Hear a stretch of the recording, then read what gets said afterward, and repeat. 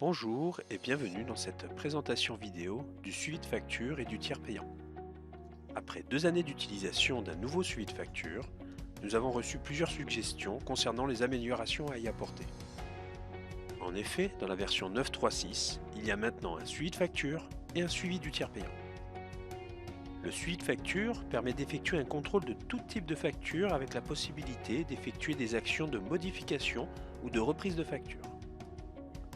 Le suivi du tiers payant, quant à lui, est un tableau de réglementation Cesa Vital permettant de constater et surveiller le traitement des factures en tiers payant uniquement, ayant été télétransmises aux caisses et aux mutuelles.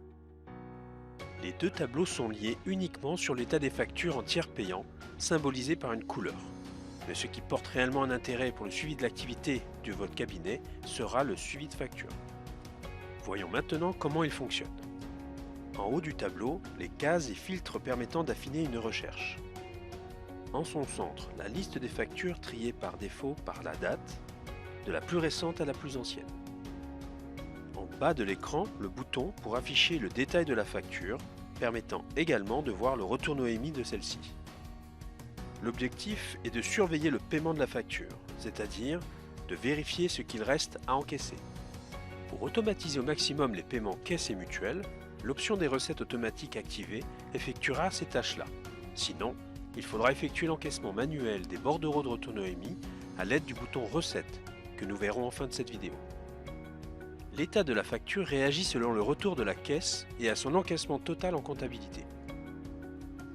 Lorsqu'une facture est entièrement réglée, elle apparaît en vert et le montant reste dû et vide, ainsi que les colonnes d'impayés caisse, mutuelle et patient.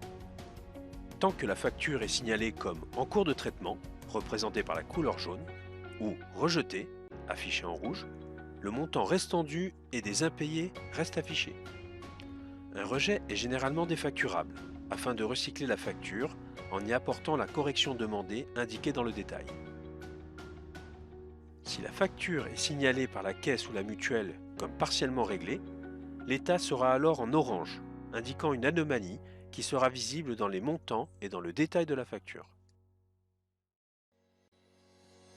Si la facture contient une part mutuelle séparée, appelée DRE, la facture est alors divisée en 2 lignes, permettant de suivre respectivement l'encaissement de chacun des organismes sur la même facture.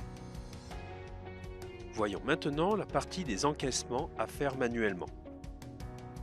Lorsque la comptabilité automatique est désactivée pour la part caisse et la part mutuelle, la facture est indiquée comme payée, reconnaissable par une couleur bleue. Le bouton Recette est alors possible pour encaisser l'une des 2 parts. Si la facture fait partie de tout un lot de plusieurs factures remboursées, le logiciel propose alors de toutes les encaisser en une seule recette. Pour information, en répondant non, vous encaissez seulement la recette de la facture sélectionnée.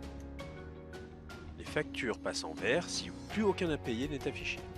Il existe encore un autre cas de recette à effectuer lorsque le patient règle la part mutuelle ou la totalité de la facture, appelé en pas de tiers payant, représenté par un petit personnage sur la colonne HTP. Merci d'avoir suivi cette vidéo. D'autres vidéos orientées didacticielles sont disponibles sur notre chaîne YouTube, permettant de parfaire votre formation. À bientôt.